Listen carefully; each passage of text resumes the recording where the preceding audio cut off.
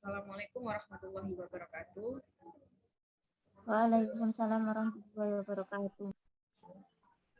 Alhamdulillah nahmaduhu wa nasta'inuhu wa nastaghfiruh wa na'udzu billahi min shururi anfusina wa min sayyiati a'malina. May yahdihillahu fala mudilla lahu wa may yudlilhu fala hadiya lahu. Asyhadu an la ilaha illallah wahdahu la syarika lahu wa asyhadu anna Muhammadan abduhu wa rasuluhu la nabiyya ba'dahu. Kepada yang terhormat, Cahbadi selaku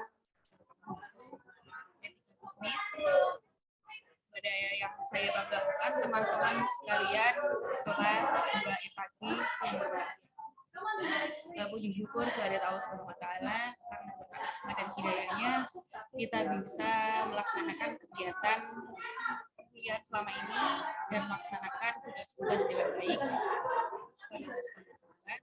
Salawat serta salam semoga tercurahkan kepada Nabi besar kita Nabi Muhammad Shallallahu Alaihi Wasallam. Langsung saja, kami di sini mohon izin untuk menyampaikan materi mengenai hakikat ekonomi dan bisnis yang disusun oleh beberapa teman saya. Dan yang pertama marilah kita perkenalkan terlebih dahulu karena ada pepatah tak kenal maka tak sayang. Perkenalkan, nama saya Etna Ibu Lestari, NIM 21030199, dan teman saya. Nama saya Ahmad Zakilatif dengan NIM 2103010193. Perkenalkan, nama saya Himatul Fahria dengan NIM 2103011214. Baik. Selanjutnya saya akan mulai presentasi pada hari ini. Di hakikat bisnis, hakikat ekonomi dan bisnis, ada beberapa subbab. Yang pertama, hakikat ekonomi, ada juga ekonomi dan sistem ekonomi. Kemudian yang ketiga ada pengertian dan peran bisnis. Yang keempat ada 5 dimensi, dan juga yang kelima ada pendekatan pemangku kepentingan. Dan yang selanjutnya yaitu hakikat ekonomi. Hakikat ekonomi sendiri di sini berasal dari kata Yunani yaitu oikonomia, yang berarti pengelolaan rumah. Dan pengelolaan rumah sendiri di sini adalah cara rumah tangga memperolah dan juga menghasilkan barang dan jasa, yaitu untuk memenuhi kebutuhan hidup di dalam rumah tangga itu sendiri. Dan ekonomi berkembang saat ini berdasarkan asumsi secara awam bahwasanya kebutuhan manusia tidak terbatas, namun sumber daya yang ada terbatas. Jadi di situ memiliki makna bahwasanya kita harus terus-menerus melakukan kegiatan, baik itu mengolah atau memproduksi barang dan jasa untuk memenuhi kebutuhan manusia yang sangat tidak terbatas. Di sini juga di dalam buku yang saya baca mengenai etika bisnis dan juga profesi, di mana ditulis oleh Sukarisno Agus, yaitu ilmu ekonomi modern dewasa telah menanam paradigma tentang hakikat manusia sebagai berikut. Yang pertama yaitu manusia adalah makhluk sosial dan juga ekonomi. Yang kedua yaitu manusia mempunyai kebutuhan tak terbatas, seperti yang saya jelaskan tadi. Yang ketiga ada dalam upaya merealisasikan kebutuhannya manusia bertindak rasional. Kemudian ada juga dampak dari paradigma. Yang pertama, tujuan hidup manusia hanya mengejar kekayaan ataupun materi, dan juga melupakan tujuan-tujuan spiritual yang lain. Kemudian juga ada yang nomor 2, manusia cenderung hanya mempercayai pikiran rasionalnya saja dan mengabaikan adanya proses atau potensi kesadaran transendental, yaitu kesadaran spiritual dan juga kekuatan tak terbatas oleh Allah Subhanahu wa taala tadi yang dimiliki oleh manusia. Di mana yang ketiga yaitu mengejar bahwa sifat manusia adalah serakah, gitu ya. Jadi manusia itu nggak puas dengan apa yang dia punya, sehingga dia itu harus terus menerus tanpa adanya kepuasan dalam hidupnya. Kemudian di slide selanjutnya akan dijelaskan oleh rekan saya kepada Mbak Farah, kami silakan. Baik, saya akan menjelaskan etika dan sistem ekonomi. Etika dan sistem ekonomi ini dibagi menjadi 4, Yang pertama, etika dan sistem ekonomi komunis. Yang kedua, etika dan sistem ekonomi kapitalis. Yang ketiga, etika dan sistem ekonomi Pancasila. Dan yang keempat, etika dan sistem ekonomi.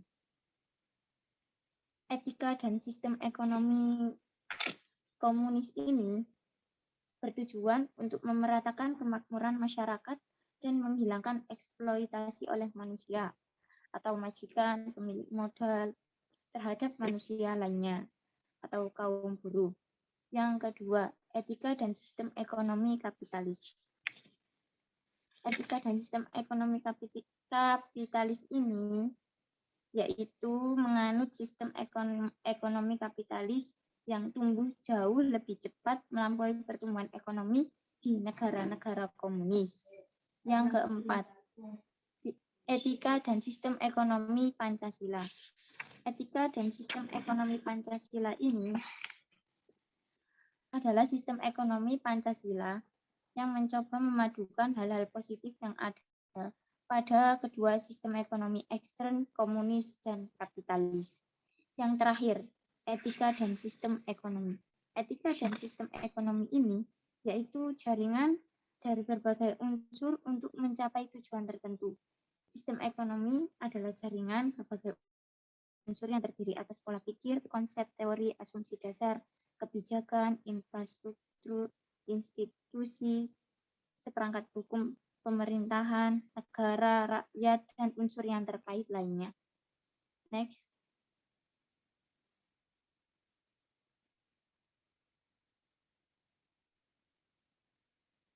Untuk slide selanjutnya bisa dijelaskan rekan saya, Muza.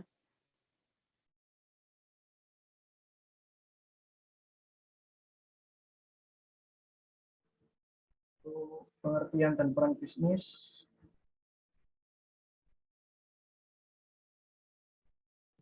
Karena kalau berbisnis dimaknai sebagai kegiatan untuk menghasilkan dan menyediakan barang dan jasa untuk mendukung kebutuhan hidup manusia. Berarti sejak manusia ada di bumi sudah memerlukan barang dan jasa untuk bertahan hidup. Seiring dengan pertumbuhan peradaban dan perkembangan zaman, pada fase berikutnya mulai timbul pertukaran barang atau kelompok yang sering disebut sebagai barter. Pertukaran atau barter muncul kalau satu kelompok mempunyai barang yang tidak dimiliki oleh kelompok lain dan kedua kelompok ini saling menginginkan barang-barang yang tidak mampu dihasilkan oleh kelompoknya. Praktis realistis. Pandangan idealis adalah suatu pandangan di mana tujuan bisnis yang terutama adalah menghasilkan dan mendistribusikan barang dan jasa untuk memenuhi kebutuhan masyarakat. Sedangkan keuntungan yang diperoleh merupakan konsekuensi logis dari kegiatan bios tersebut. Inti dari pandangan idealis adalah bahwa tujuan kelompok dari bisnis adalah untuk memenuhi kebutuhan masyarakat. Sedangkan untungannya hanyalah akibat dari kegiatan bisnis di luar pandangan tersebut. Nah, tidak ada pola pikir persaingan dan tidak ada pola pikir untuk mengalahkan para pesaing agar bisa bertahan hidup. Menjelaskan isu pro dan kontra dalam aktivitas bisnis jika dilihat dari sudut pandang etika dapat dijelaskan melalui pemikiran Lawrence, Weber, dan Force tentang budaya etis. Budaya etis adalah pemahaman tak terucap dari semua karya uang atau pelaku bisnis tentang perilaku yang dapat dan tidak dapat diterima. Yang selanjutnya ada 5 dimensi. Yang pertama, dimensi ekonomi. Dari sudut pandang ini, bisnis adalah kegiatan produktif dengan tujuan peroleh keuntungan. Keuntungan diperoleh berdasarkan rumus yang sudah jamak dikembangkan perakuntan, yang yaitu penjual dikurangi harga pokok penjualan dan beban-beban. Bagi akuntan, bahan pokok penjualan dan beban merupakan harta yang telah dikorbankan atau dimanfaatkan untuk menciptakan penjualan pada periode ini sehingga sering disebut experience cost of assets. Yang kedua, dimensi etis. Dari sudut pandang kesadaran, dewan menilai bahwa suatu tindakan dianggap etis bila tindakan ini bermanfaat bagi seorang dan suatu tindakan dianggap tidak etis bila merugikan bagi diri individu yang disangkutkan. Sudut pandang kesadaran manusiawi menilai semua tindakannya bagi diri individu dan masyarakat bersifat etis, namun bila tindakan itu merugikan masyarakat dan alam, maka ini dinilai tindakan etis, dinilai tidak etis meskipun menguntungkan diri individu. Dari sudut pandang kesadaran spiritual menilai suatu tindakan tersebut bermanfaat bagi diri individu, masyarakat dan alam serta suatu sesuai dengan ajaran perintah agama.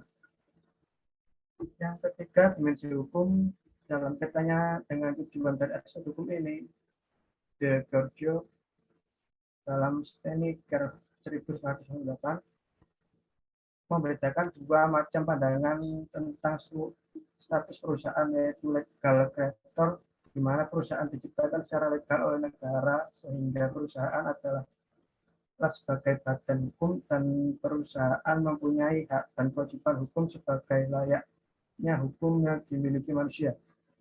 Dan legal recontin di mana perusahaan bukan diciptakan atau didirikan oleh negara, melainkan oleh orang yang mempunyai kepentingan untuk memperoleh keuntungan. Peran negara dalam hal ini hanya mendaftarkan, mengesahkan, dan memberi izin secara hukum atas keberadaan perusahaan tersebut. Yang keempat, dimensi sosial. Keberadaan suatu perusahaan ditentukan oleh manusia atau orang baik yang ada di dalam perusahaan maupun di luar perusahaan yang semuanya memiliki kepentingan dan kekuatan untuk mendukung atau menghambat keberadaan dan tumbuhan perusahaan. Oleh karena itu, bila perusahaan dilihat dari dimensi sosial, tujuan pokok perusahaan adalah untuk menciptakan barang dan jasa yang diperlukan oleh masyarakat, sedangkan keuntungan akan datang dengan sendirinya. Yang kelima, dimensi spiritual. Dalam dimensi spiritual, para pengusaha yang ada di dalam perusahaan memaknai perolehan perusahaan sebagai bagian dari ibadah kepada Tuhan, menjadikan perusahaan yang dikelola menjadi sejahtera, meskipun sekaligus menjaga dan memelihara kelestarian alam. Namun dalam kenyataannya masih terdapat banyak pelaku bisnis dan oknum stakeholder yang belum sepenuhnya mengikuti ajaran agama dalam menjalankan praktek bisnisnya. Yang kelima, ini terlain sekali slide.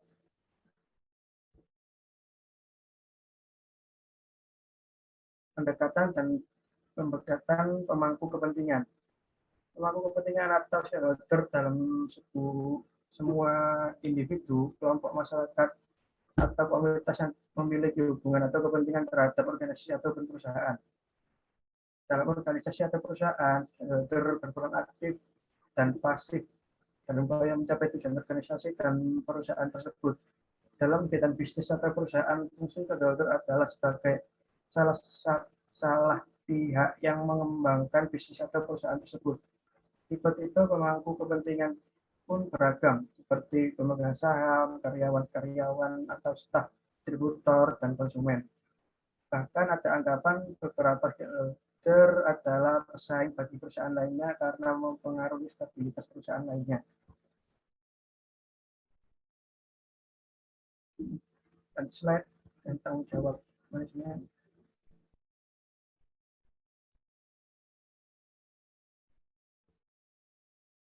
Dijelaskan oleh teman saya.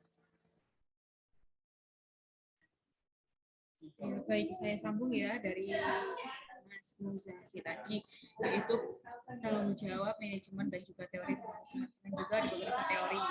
Yang pertama yaitu teori kepemilikan, yang kedua ada teori entitas, yang ketiga ada teori dana, yang keempat adalah teori komando, yang kelima adalah teori perusahaan, dan yang terakhir adalah teori perusahaan, di mana memiliki beberapa istilah-istilah dalam pemangku kepentingan.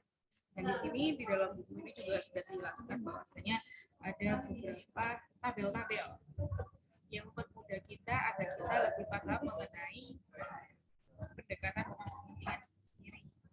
Ya, teman-teman mungkin bisa ya sambil mendengarkan slide ini sambil mendengarkan materi yang diterapkan oleh teman-teman dari kelompok 10 ini, teman-teman juga bisa sambil melihat ya buku yang telah teman-teman beli di halaman 87. Kita langsung ganti saja ya. Nah, di sini ada juga yang namanya hubungan tingkat kesadaran, teori etika dan juga paradigma pengelolaan perusahaan, di mana ada beberapa keadaan, yaitu ada 3 keadaan. Ada keadaan hewani. Nah, keadaan hewani ini memiliki teori etika, egoisme dan juga teori etika, di mana memiliki paradigma atau pemikiran pengelolaan bahwa paradigma kepemimpinan, ada juga paradigma pemegang saham, di mana paradigma kepemimpinan ini memiliki sasaran perusahaan nih, yaitu memperoleh kekayaan dan juga keuntungan sebagai pengoptimal bagi perusahaan tersebut dan juga bagi pemilik perusahaan. Untuk yang paradigma pemegang saham juga memiliki sasaran yang pertama, yaitu pengelolaan manajemennya sudah terpisah dari pemegang saham selaku pemilik saham. Jadi sasarannya tetap yaitu kekayaan dan juga keuntungan untuk mengoptimalkan bagi pemegang saham sendiri. Kemudian juga ada yang kedua, kesadaran manusiawi. Nah, ada teori utilitarianisme ya, agak susah kata-katanya, cuma bisa lah ya teman-teman baca di bukunya juga, yaitu ada juga teori kedua yaitu keadilan, ada teori juga kewajiban dan juga teori keutamaan, di mana di sini juga memiliki paradigma ekuitas dan juga ada paradigma perusahaan, di mana paradigma tersebut juga memiliki sasaran tersendiri. Pertama, untuk paradigma ekuitas ini memiliki sasaran pengelolaan perusahaan untuk meningkatkan kekayaan dan keuntungan untuk para investor atau pemegang saham sekaligus kreditur.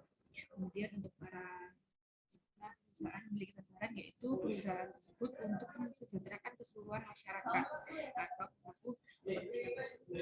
Kemudian yang terakhir juga ada kesadaran transendental, yaitu memiliki teori teonom, yaitu dengan paradigma perusahaan tercerahkan dan juga memiliki beberapa sasaran, yaitu bertujuan untuk menolak tersebut sebagaimana bagian dari ibadah kepada Tuhan melalui pengabdian yang tulus dan juga untuk memakmurkan bersama serta menjaga kelestarian alam ini.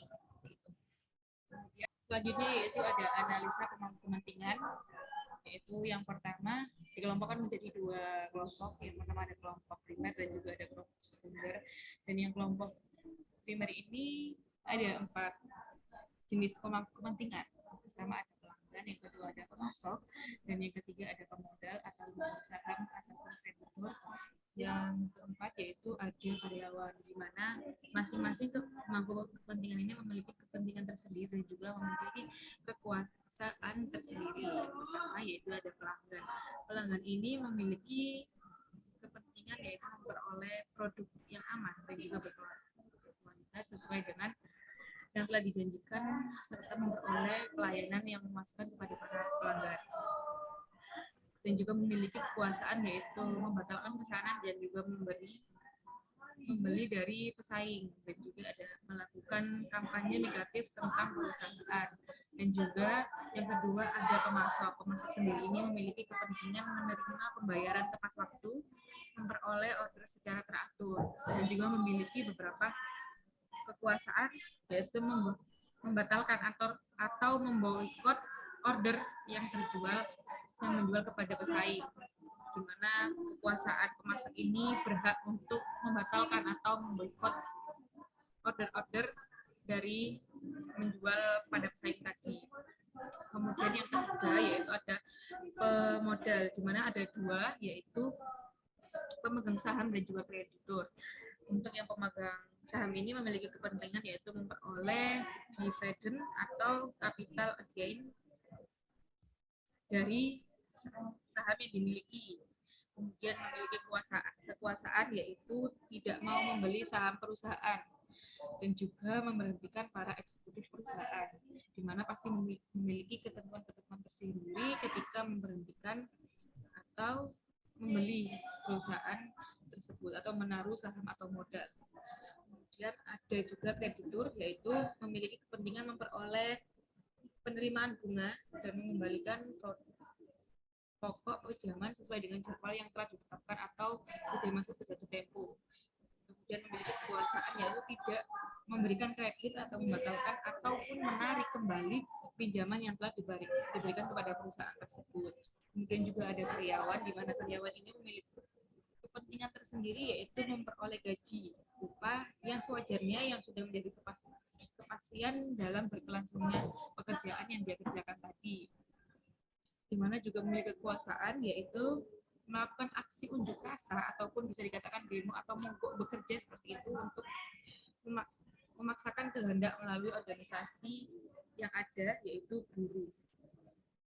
Kemudian ada kelompok sekunder yaitu ada pemerintahan, ada masyarakat dan juga ada media serta aktivis lingkungan, di mana masing-masing kepentingan juga memiliki kepentingan tersendiri dan juga kekuasaannya. Yang pertama, dari pemangkuan kelompok sekunder ada pemerintahan yang pertama kepentingannya yaitu mengharapkan pertumbuhan ekonomi dan lapangan kerja serta memperoleh pajak dengan memiliki kekuasaan menutup atau menyegel perusahaan serta mengeluarkan berbagai peraturan, di mana untuk pemerintahan ini memang memiliki titik pusat di atas yang memiliki kekuasaan tinggi seperti itu ya. Kemudian yang kedua ada masyarakat sendiri, yaitu memiliki kepentingan mengharapkan peran serta perusahaan dalam program kesejahteraan masyarakat, kemudian menjaga kesehatan lingkungan juga, di mana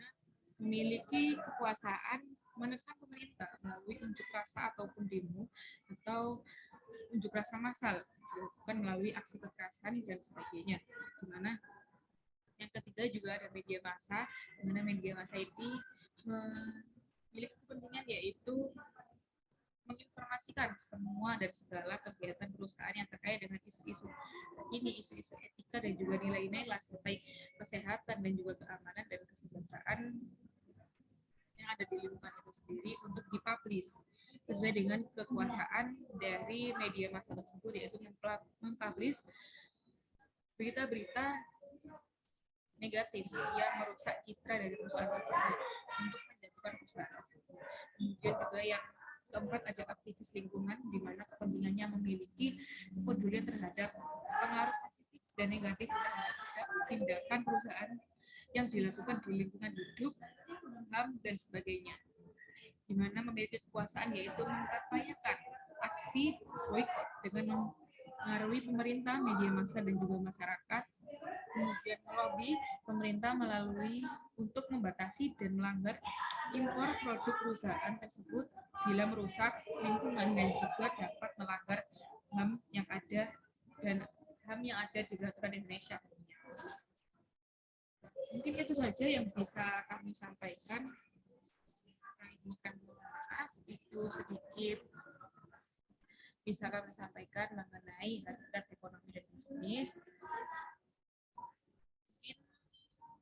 Untuk saran kritiknya bisa disampaikan melalui WhatsApp maupun secara langsung saat berada di kelas. Kurang lebihnya itu yang bisa kelompok 10 sampaikan mengenai sedikit ilmu yang kami bagikan. Kurang lebihnya kami mohon maaf. Saya akhiri. Wassalamualaikum warahmatullahi wabarakatuh. Waalaikumsalam warahmatullahi wabarakatuh.